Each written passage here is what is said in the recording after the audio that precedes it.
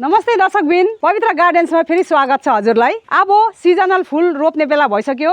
हजुरले कस्तो तरिकाले रोप्नु हुँदैछ मैले चाहिँ मेरो तरिकाले देखाउने छु। के सोइल मिक्स गर्ने रहेछ पवित्र गार्डन दिदीले, हो त्यो सबै अन्तिमसम्म स्किप नगरिकन हेरिदिनुहोस्। म सबै टोटली देखाउने छु है त। हजुरले पनि त्यस्तै गरेर रोप्नुहोस् अगर रोप्नु भएको छैन भने।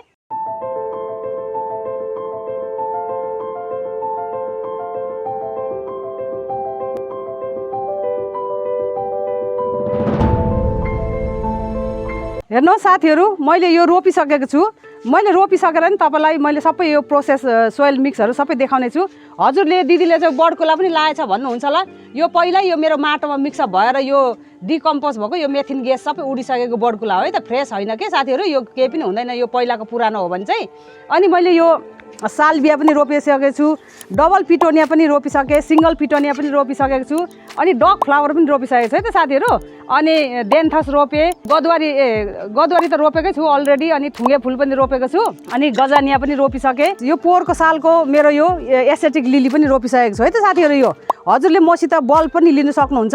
हजुरको पहिलाको सालको एस्थेटिक लिली छ भने पनि यसरी नै मजाले सार्ने। अब सिजन आएपछि आफै निस्किन्छ क्या यो एस्थेटिक लिलीको चाहिँ। यो पोहोरको चाहिँ मैले कोकोपिटमा हालेर राखिसकेको थिएँ, पहिला भिडियो पनि देखाइसकेको थिएँ। अनि यसको बल्बहरू चाहिँ सबै लानुभयो काठमाडौँको साथीहरूले। अनि यो बच्चाहरू चाहिँ सबै यस्तो गरेर मैले रोपिदिइसकेको छु 5वटा गमलामा। यो पोहोरको हो। अनि अझै बल्ब पनि लिएर रोप्नु छ। मेरो टोटल कति भयो नि 40 पिस मैले रोपिसकेको छु। अझै पनि हेर्नुहोस् यहाँनिर मेरो मल कति धेरै यो मल छ। दिदीले यत्रो धेरै मल के गर्नुहुन्छ भन्नुहुन्छ होला। अब यत्रो धेरै मल त हामीलाई गार्डन लभरहरूलाई त हामी फुल प्रेमीहरूलाई त कहिले पनि मल माटोले पुग्दैन साथीहरू। अनि जस्तो कि यो पनि यो बाल्टीमा मैले यो लिक्विड यसरी लिक्विड मल पनि हजुरले लाउन सकिन्छ। यो लिक्विड मल लाउँदाखेरि चाहिँ अब यो झाबडाहरू यसरी यो सबै निकालेर फालेर चाहिँ अनि यसको पानी चाहिँ हामीले 1 हप्ता 5 दिन चाहिँ यसरी राखेर चाहिँ हामीले यसको पानी पनि लाउन सकिन्छ। अनि यो यसलाई चाहिँ यसरी नै मजाले यसको ग्यास चाहिँ निस्किनु पर्छ है त। यो चाहिँ कस्तो मल लायो भन्नुहुन्छ र दिदीले, यो हजुरले फ्रेस मल लाउँदा नि हुन्छ, अनि यस्तो कुहिएको मल लाउँदा नि हुन्छ। अनि हेर्नुहोस् न कत्रो ठुलो डोकोमा यो मेरो मल यत्रो यो 5 डोको मैले यो माथि राखिसकेको छु। अनि मिन पारेर सुकाएर यहाँ राखिसकेको छु। अनि माटो त त्यो पुरानो माटै भयो। पुरानो माटो लाउनु मिल्छ दिदी पनि भनेर क्वेसन आउँछ। मिल्छ है साथीहरू। त्यो पुरानो माटोमा हजुरले नयाँ माटो नि मिक्सअप गर्नु सक्नुहुन्छ। मल माटो सबै नै लिएर हजुरले मिक्सअप गरेर रोप्नु सक्नुहुन्छ। अब के लाउने रहेछु मैले यो बिरुवाको लागि, बिरुवा रोप्नुको लागि मैले हिजो 40 पिस फेरि मैले हेर्नु नि साथीहरू, मलाई त कहिले पनि गमलाले पुग्दैन हौ। चैता वैशाखमा अलिअलि फुटेर जान्छ। फेरि मैले हिजो 40 पिस लिएको, 40 पिसमा मैले यो 20 पिस चाहिँ मैले माथि लिइसकेको छु। अनि हजुरको गमलाको कुरा गरौँ। अब हजुरले गमला कस्तो साइजमा रोप्ने, पिटोनिया अब पिटोनिया भनौँ सिजनको फुलहरू कत्रो साइजमा रोप्ने भन्दाखेरि अब कति साथीले भन्नुहुन्छ कि मलाई त साइज थाहा छैन भनेर भन्नुहुन्छ। यस्तो गमला यो माटोको गमला बेच्ने ठाउँमा जानुहोस्। हजुरले भन्नुहोस् कि मलाई 10 इन्चीको गमला चाहियो भने 10 इन्चीको ठ्याक्कै दिन्छ है त गमला चाहिँ। अनि यो माटोको गमलामा एकदम बेस्ट हुन्छ। अरू 10 इन्चीको गमलामा चाहिँ सिजन फुल रोप्नुको लागि एकदम राम्रो हुन्छ है त साथीहरू। ठिक्कै चिटिक्कै परेको। अनि हाइब्रिडै हामीले अब मैले पनि बेच्छु, अरू नर्सरीले पनि बेच्नुहुन्छ पक्कै पनि होइन। अनि कसैले त हाइब्रिड पनि लोकललाई पनि हाइब्रिड भनेर बेच्नुहुन्छ। हजुरले चिन्नु सक्नुपर्छ है त। अनि यो यस्तो चिटिक्कै परेको यो 10 इन्चीको गमलामा रोप्नु सक्नुहुन्छ। अनि यो गमला त लियो अरे होइन, गमला त लियो यी जस्तो कि यसरी यो सानो दुलो भएको आउँछ। यो गमला सानो दुलो होल भएको हुन्छ। यो सानो होलले काम काट्दैन साथी। पानी चाहिँ यो तलबाट पानी हाल्दाखेरि चाहिँ यहाँ तलबाट फेदबाट चाहिँ चुहेर गएन भने हाम्रो बिरुवा भुसुक्कै मर्छ, 100% मर्छ। त्यसै कारणले यस्तो यो सानो दुलो भएकोलाई चाहिँ अनि यसरी ठुल्ठुलो दुलो बनाउनुहोस् है त। यसरी नै ठुलो दुलो बनाएर चाहिँ यसरी राख्नुपर्छ। अनि दुलो चाहिँ हजुरले केले बनाउनुहुन्छ म देखाउने छु। यो होल भयो नि यतिको होलले काम काट्दैन। हामीले ठुलो नै यस्तरी बनाउनुपर्छ होल। अब यस्तो हजुरले यो हार्डवेयरमा पनि पाउनु सक्नुहुन्छ। अनि घर बनाउनु भएको छ भने यो बान्छ नि तार बान्ने, यस्तो पनि हजुरले राख्नु होला। घर बनाउने ठाउँमा पनि पाइन्छ। हाम्रो चाहिँ घर बनाउँदाखेरि नै यो रहेको थियो कि। अनि यस्तो गरिदिनुहोस् यसरी नै यो ठुलो उसले नै यस्तो गरेर खरखर पारिदिनुहोस्। यतिको दुलो त हुनुपर्छ सबैमा। मैले सबै अहिले 20वटा लिएकोमा अरू चाहिँ सबै बनाइसकेँ मैले। यतिको होल चाहिँ हुनुपर्छ नै त भने हाम्रो 100% हाम्रो बिरुवा मरेर जान्छ है त साथी। अनि एकदम अब हामीले फुल प्रेमीहरूले यस्तो महँगो हामीले बिरुवाहरू हामीले पैसाको अनुहार हेर्दिनौँ। फुल प्रेमीहरूले थाहै छ हजुरलाई पनि मलाई पनि त्यस्तै हुन्छ तर हामीले आफूले तपाईले होस् मैले होस् राम्रो टेक केयर हेरविचार गरेन भने हाम्रो यो बर्बाद हुन्छ के। अनि अब लागौँ मैले माटो मल के दिनेछु अरू कस्तो तरिकाले चाहिँ फुल हजुरले रोप्नु हुँदैछ मैले मेरो तरिकाले मैले देखाउने छु है त। हेर्नुहोस् साथीहरू मेरो यो पुरानो माटो हो है त। पुरानो माटो चाहिँ एक खेप चाहिँ 1-2 घाम चाहिँ यसरी मजाले सुकाउनु पर्छ है त साथीहरू। मैले हरेक भिडियोमा पनि मैले हजुरहरूलाई एकदम सूचना दिने काम गर्छु। अब रेगुलर नहेर्ने साथीहरूले त्यो भिडियो छुट्यो कि भनेर चाहिँ मैले चाहिँ फेरि पनि गरेर मैले हजुरलाई सम्झाउने काम गर्छु है त। नयाँ जुड्नु भएको नयाँ साथीलाई पनि त थाहा हुँदैन अनि त्यही भएर मैले फेरि सम्झाउने कोसिस गर्छु। यो मेरो पुरानो माटो हो, पुरानो गमलाको माटो। अनि यो गाईको गोबर, अनि यसरी यो पुरानो गाईको गोबर पनि यसरी नै लाउन सक्नुहुन्छ है त। यो पुरानो गाईको गोबर लाउनुहोस्। अब यति % लाउने भनेर भन्दिनँ म, किनभने हजुरले पनि विचार गर्नुहोस् कतिवटा गमलामा लाउने हो के हो भनेर। अब यसमा उब्रिनु पनि सक्छ उब्रिनु पनि सक्दैन, मैले चाहिँ अन्दाजले लाउँछु है त साथीहरू।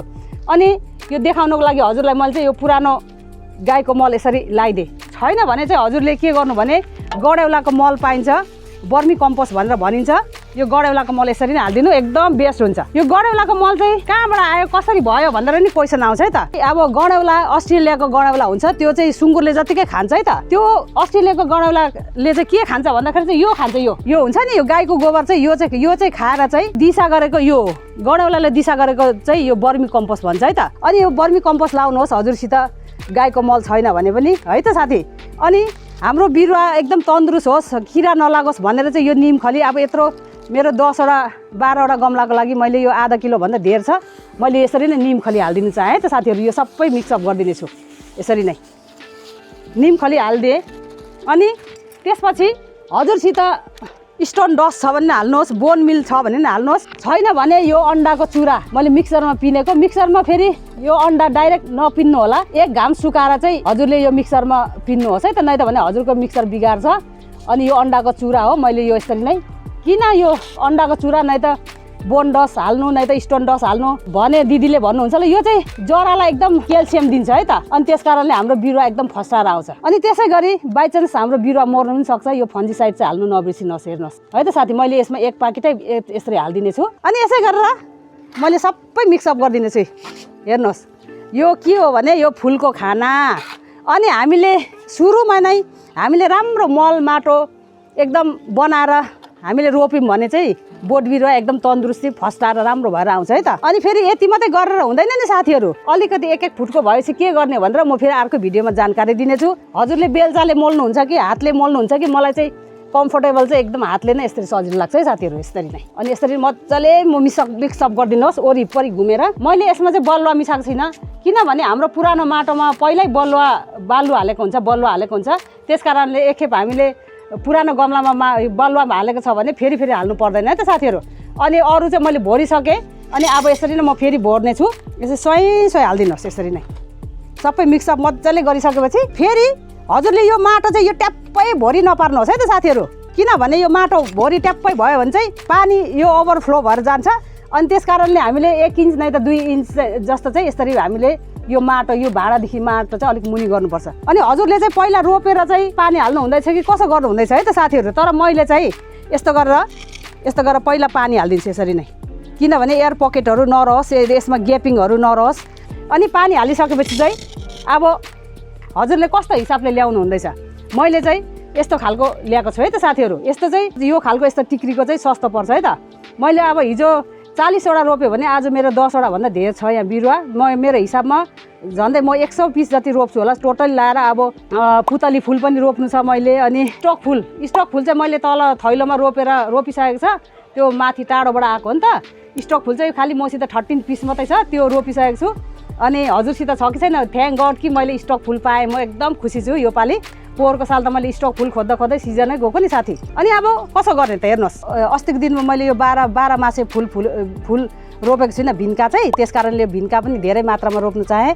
अनि हजुरले यसको चिन्ह चाहिँ कसरी गर्नुहुन्छ, यो सिङ्गल प्याटर्नको हो। सिङ्गल प्याटर्नको पेटुनिया चाहिँ यसरी लामो यस्तो चुच्चो हुनु जान्छ है त, चुच्चो हुन्छ। अनि डबल पिटोनिया चाहिँ फेरि यो गोलो पत्ता भएर अलिक यस्तो भ्यात्तै परेको हुन्छ है त, यो सिङ्गल पिटोनिया है त साथीहरू। मेरो चाहिँ एकदम फेभरेट डबलभन्दा सिङ्गल मनपर्छ। अनि कसै साथीहरूलाई त डबल पनि धेरै मनपर्छ। यस्तो गर्नुहोस्, यो पछाडिपट्टि ठ्याक यसरी हान्नुहोस्। ठ्याक हानेपछि यसरी सुत्तै आउँछ, हेर्नुहोस् त। अनि त्यहाँबाट यो पानी लगाइसकेको हुन्छ होइन त, यो पानी लगाइसकेको हुन्छ। यस्तो गर्नुहोस्, यो एउटा अम्लीले यस्तो गर्नुहोस् अनि ठ्याक्राक यसरी राखिदिनुहोस्। यो पत्तालाई भुइँले चाहिँ नछुहोस् ल, यो माटोले नछुहोस्। अनि यस्तो तरिकाले रोपिदिनुहोस्। अनि पानी त अलरेडी लगाइराखेको छ, अनि अहिले एकछिनमा पनि रोपिसकेर फेरि पनि अलिकति लाउनुपर्छ है त। त्यही हो प्रोसेस साथीहरू। अनि अब यत्रो त कसरी बाँच्छ होला बिचरा कठैभरि भन्नुहुन्छ बिचरा मेरो साथीहरूले। हेर्नुहोस् है, अब ठुलो भाँडा चाहियो भनेर यस्तो भएको छ। अनि यस्तो गर्यो, धेरै गहिरो पनि नपार्नुहोस्, ठिकठिकै पार्नुहोस्। यसो अन्दाजले हजुरलाई थाहा छ नि होइन त। यस्तो गरेर यो भिन्कालाई चाहिँ ओभर वाटरिङ नगर्नु, पानी धेर नहाल्नुहोस् है त। यो भिन्कालाई चाहिँ पानी धेर भयो भने चाहिँ एकदम 100% मरेर जान्छ। अनि हजुरले देख्नु भएको छ नि रोड साइडतिर कहाँनिर एकदम पानी नभएको ड्राई जग्गामा पनि मजाले फुलिरहेको हुन्छ। त्यही भएर हजुरले विचार पुऱ्याउनु होला, यो सदाबहार फुललाई चाहिँ हजुरले पानी एकदम कम दिनुपर्छ।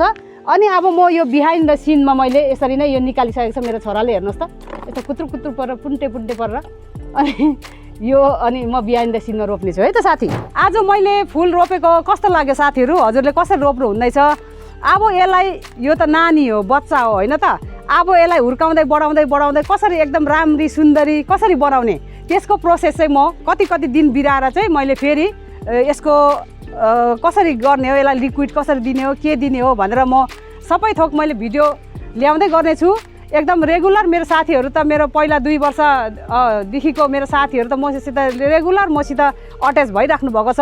अनि मेरो नयाँ साथी पनि आउनु भएको छ पक्कै पनि, मलाई थाहा छ होइन त। अनि आएर हेरिओरि सब्सक्राइब गरिओरि बेल बटनले टिङ्गै पारेर जानुहोस्। मेरो नोटिफिकेसन यो भिडियो अपलोड हुने बित्तिकै हजुर सामु आइपुग्छ है त साथी। अनि मनमा के खुल्दिन लाग्यो मेरो तरिका गल्ती त पक्कै पनि लाग्दैन मलाई। हजुरले कस्तो तरिकाले रोप्नु भएको छ मलाई कमेन्ट लेखी पठाउनुहोस् है त।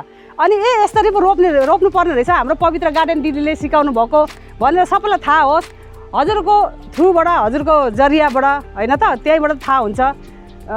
साक्षात् त भगवान् त आएर त यस्तो गर यस्तो त भन्दैन, यस्तो उदाहरणको तोडमा भनेको है मैले होइन त।